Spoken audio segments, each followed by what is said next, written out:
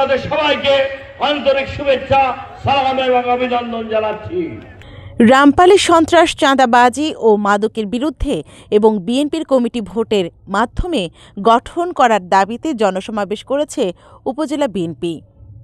শুক্রবার 24শে জানুয়ারি বিকেল 4টায় উপজেলা ফয়লাহাট মসজিদ চত্বরে উপজেলা বিএনপির আহ্বায়ক শেখ হাফিজুর রহমান তুহিনের সভাপতিত্বে অনুষ্ঠিত জনসমাবেশে প্রধান অতিথির বক্তব্য রাখেন কেন্দ্রীয় বিএনপির গবেষণা বিষয়ক সম্পাদক কৃষিবিদ শামীমুর রহমান শামীম। এই সময় বিএনপির উপজেলা যুগ্ম আহ্বায়ক আলী আকবর সম্রাট, যুগ্ম আহ্বায়ক মোহাম্মদ শহীদুল ইসলাম সহ প্রমুখ উপস্থিত ছিলেন। সভায় প্রধান অতিথির বক্তব্যে কৃষিবিদ শামীমুর রহমান শামীম বলেন, রামপাল মোংলায় সন্ত্রাসীদের জনপদে পরিণত করেছিল আওয়ামী লীগের সাবেক মেয়র খালেক তালুকদার ও তার সহধর্মিণী হাবিবুন নাহার। ছাত্র জনতা জুলাই বিপ্লবের মধ্য দিয়ে স্বৈরাচার ফ্যাসিস্ট হাসিনা বিদায় নিয়েছে।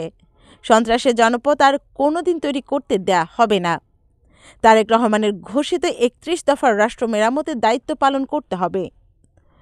তৃণমূল থেকে ভোটের মাধ্যমে নেতৃত্ব নির্বাচন করতে নির্দেশনা দিয়েছেন তারেক রহমান। রামপালে ওয়ার্ড থেকে শুরু করে উপজেলা পর্যায়ে ভোটের মাধ্যমে নেতৃত্ব নির্বাচিত করতে হবে। কোনো আওয়ামী লীগের লোকজন নিয়ে কমিটি গঠন করতে দেওয়া হবে না।